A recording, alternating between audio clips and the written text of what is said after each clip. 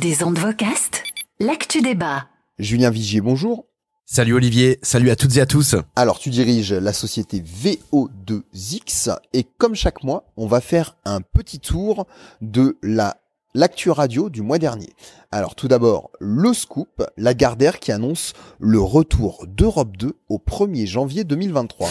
Ouais, alors franchement, personne s'attendait à cette nouvelle, mais en même temps, comme dirait notre très cher président, avec Lagardère, on peut s'attendre à tout. Moi, pour être honnête, je le voyais un peu venir. On sait que Bolloré n'aime pas gaspiller l'argent, la licence de marque de Virgin coûtait 3% du chiffre d'affaires de la radio, qu'elle gagne de l'argent ou qu'elle en perde, comme elle en perdait beaucoup et que ses audiences étaient au plus bas, quelque part, c'est que de toute façon, cette marque internationale n'apportait rien au produit.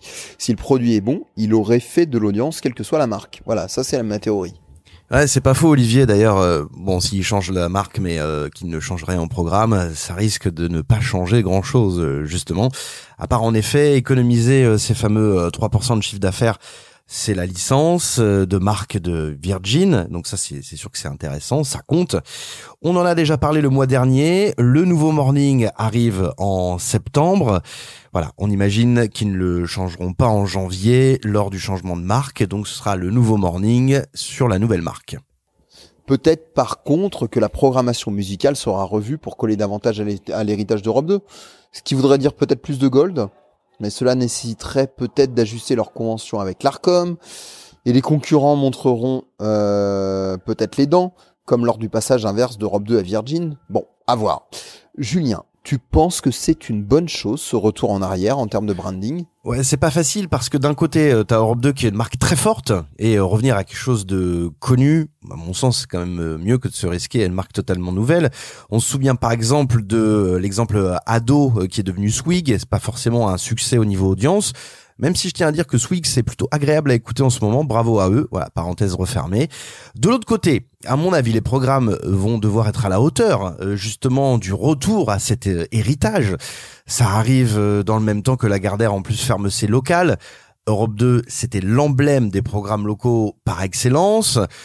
Donc bon, c'est vrai que de l'eau a coulé sous les ponts, le paysage radio n'est plus franchement le même, mais tu vois, d'un côté, t'as quand même Énergie qui reste une marque qui n'a pas changé, Énergie qui a rien changé sur le local.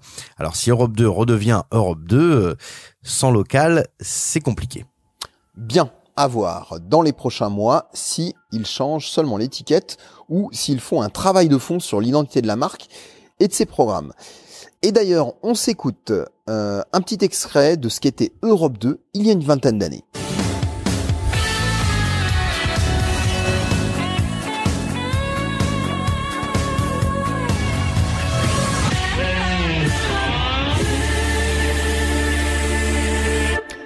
Dans l'actualité du mois dernier et juste après les résultats désastreux des législatives pour le président, Sybille Veil se prononce dans Le Figaro contre la fusion de Radio France avec France Télévisions. Oui, le timing est intéressant. On a souvent dit qu'Emmanuel Macron avait encouragé la candidature de Sybille Veil pour remplacer à l'époque Mathieu Gallet.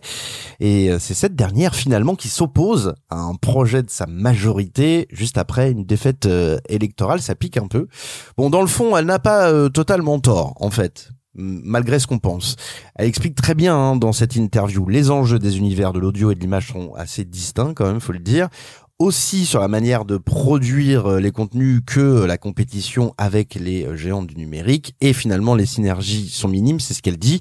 D'ailleurs, cela engendrerait des coûts énorme pour aligner les régimes salariaux des différents groupes, enfin des deux groupes du coup, télé et radio. Faudrait forcément prendre le meilleur des deux à chaque fois, sous peine de passer en grève illimitée. Et au final, Sybille Veil met un peu le renouvellement de son mandat dans la balance pour 2023. En gros, elle préfère faire autre chose si l'année prochaine, la fusion est décidée. Ce qui est intéressant, ce sera de voir la réaction du pouvoir, puisque le président Macron doit désormais gérer une majorité plurielle, donc la notion de compromis prendra de l'importance sur chaque décision. Ce sera la même chose pour la suppression de la redevance, dont les dirigeants de l'audiovisuel ne sont pas franchement pour, et pourtant le gouvernement ira sans doute dans sa direction pour le volet pouvoir d'achat des Français. Oui, ça c'est très possible, Olivier. Alors dans l'actualité, des rumeurs de rachat de radio, on adore ça. C'est un peu notre presse people à nous. Voilà, dans le milieu des radios locales et régionales, on a entendu pas mal de rumeurs bruisser, notamment au Paris Radio Show. Oui, Julien, les rachats de radio s'étaient calmés depuis 2 ans à cause du Covid, mais aussi du déploiement du DAB+, qui forcément a amené une nouvelle offre et a réduit l'intérêt pour les radios en FM, qui étaient avant de facto les dernières ressources à saisir dans un marché saturé. Et le premier à avoir ouvert son jeu pendant le salon, c'est Nicolas Pavageau de Rossel Radio, qui a annoncé avoir repris Direct FM, mais aussi une radio de la région de Bordeaux. On a tout de suite pensé à Gold FM. Et peut-être bien que selon mes informations, Gold FM a été racheté par une autre radio régionale, c'est ce qu'on dit, mais pas par Russell. Donc comme c'est pas officiel, on ne citera pas le groupe qui est en train de racheter ça, mais bon, apparemment c'est en cours. Et puis RBA serait aussi en cours de rachat. Intéressant. Donc Media Meeting vendrait certaines radios de son pôle FM, voire toutes, qui sait. La rumeur courait depuis un certain temps, donc à suivre. L'autre nouvelle qui est passée de manière relativement inaperçue et toujours dans le sud-ouest, c'est le passage de Pyrénées FM dans la catégorie B. C'était une catégorie A, c'est une associative et elle passe en B. Effectivement, Julien, on en a parlé en préparant ce podcast et ça s'est fait assez naturellement.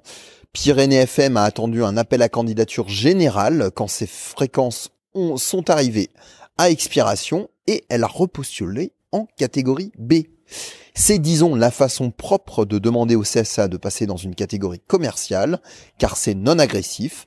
La radio a eu 15 ans d'autorisation pour faire ses preuves, et à moins que le bureau de l'association ait changé juste avant l'appel, l'ARCOM a tendance à réattribuer la plupart des fréquences dans la catégorie B si la radio a montré qu'elle avait un business model pour ne vivre désormais que de la pub.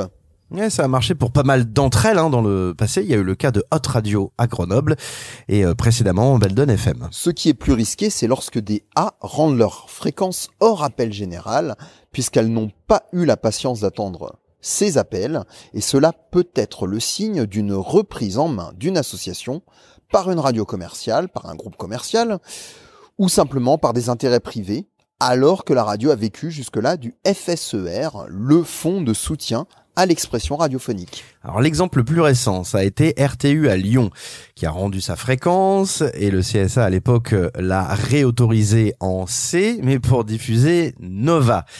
Sacré coup, à l'époque, ça avait fait pas mal parler, pas mal de polémiques autour de ce changement de catégorie. C'était un précédent, surtout pour un passage en catégorie C. Même Nova Sauvagine à Bordeaux avait attendu sa fin d'autorisation en fait pour demander à être réautorisé en C. Alors on connaît les risques.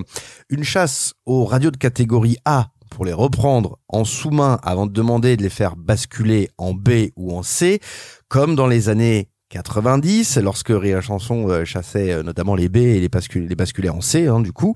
Mais cette fois-ci, c'est la digue des radios de catégorie A qui est en train de céder. Bon, c'est sûr que ça fait parler, ça fait causer, comme on dit.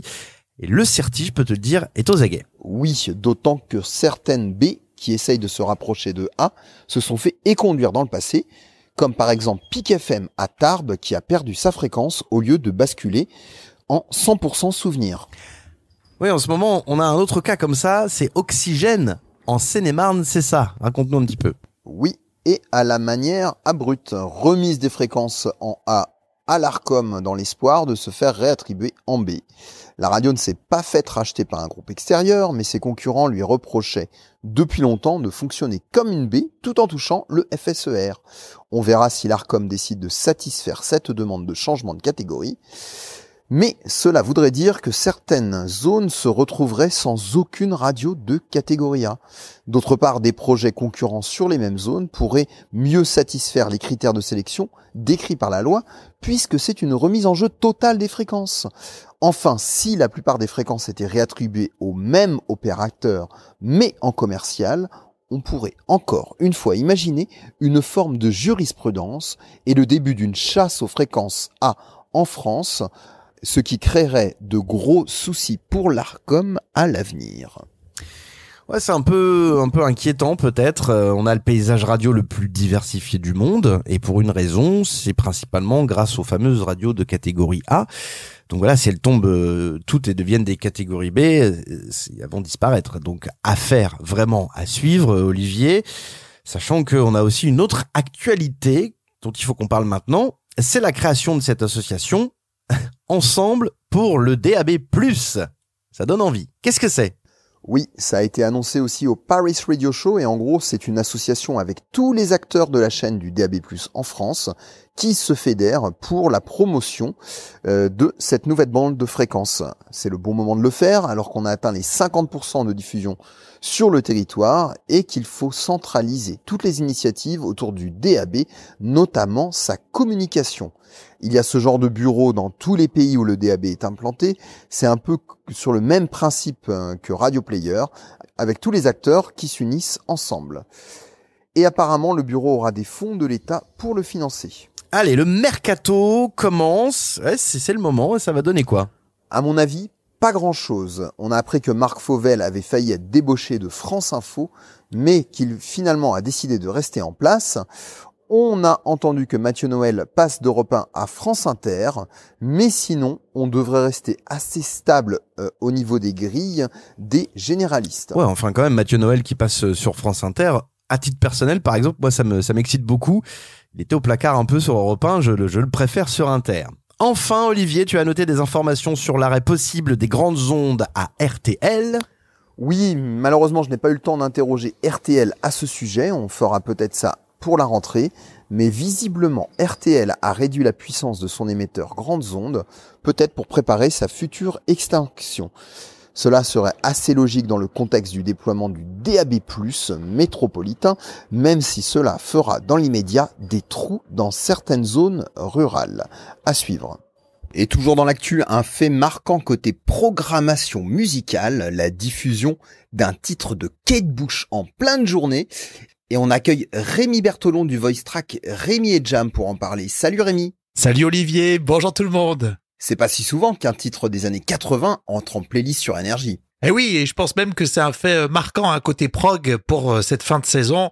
Comme on dit du côté de la Panthère, tous les hits démarrent sur Énergie, même s'ils datent de l'été 1985. Alors si vous êtes passé complètement à côté, c'est le tube Running Up That Hill qui a été utilisé par Netflix pour sa nouvelle saison de la série Stranger Things. Et alors moi qui suis pas forcément fan de cette série, j'ai regardé l'épisode concerné et effectivement, le tube de Kate Bush a été utilisé. Alors c'est plus qu'une BO, c'est vraiment un titre qui est inclus dans le scénario. La chanson, c'est la chanson préférée du personnage, qui la sauve d'ailleurs, bah ouais. Et voilà, donc c'est pas uniquement le titre qui est utilisé en fin d'épisode, en générique, c'est bien plus que ça. Et je pense que ça a aussi marqué les plus jeunes qui ont regardé cette série sur Netflix. C'est donc une vraie curiosité ce titre en rotation sur Énergie. Et c'est plutôt bien senti, Énergie qui a pas du tout tardé à jouer le morceau dans sa version originale, pour commencer, le vrai titre de 1985, et puis ensuite une version un peu plus travaillée, et ils ont pris de court même pas mal de radios. Le titre s'est ensuite positionné dans les classements iTunes, Spotify, ça a bien marché aussi sur le réseau social TikTok. Et puis quand on fait un comparatif, c'est rigolo de voir que le titre de Kate Bush en 1985 s'est classé 24e, et là en 2022 il est 3e, même si le volume de vente est plus réduit, c'est quand même intéressant à voir. De l'audace dans la programmation rue Boileau. Voilà une bonne chose. Une deuxième chose à surveiller également sur Netflix. Oui, je pense que le monde de la radio doit pas passer à côté de ce qui s'est passé sur Netflix.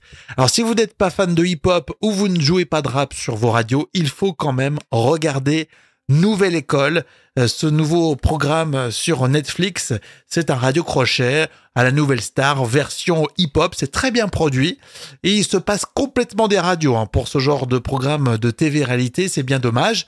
Et ce qu'il faut retenir, c'est que le S en personne, l'un des artistes dans le jury, demande aux finalistes, aux candidats de produire un son streamable. Donc terminer les tubes, les hits, les gros morceaux à passer en radio, là on fait rêver avec du streamable et on voit bien l'adéquation très simple. Netflix et ensuite c'est Spotify ou Amazon Music ou Deezer, mais entre les deux, il n'y a pas de radio. Merci Rémi. Bisous Olivier, merci à tous.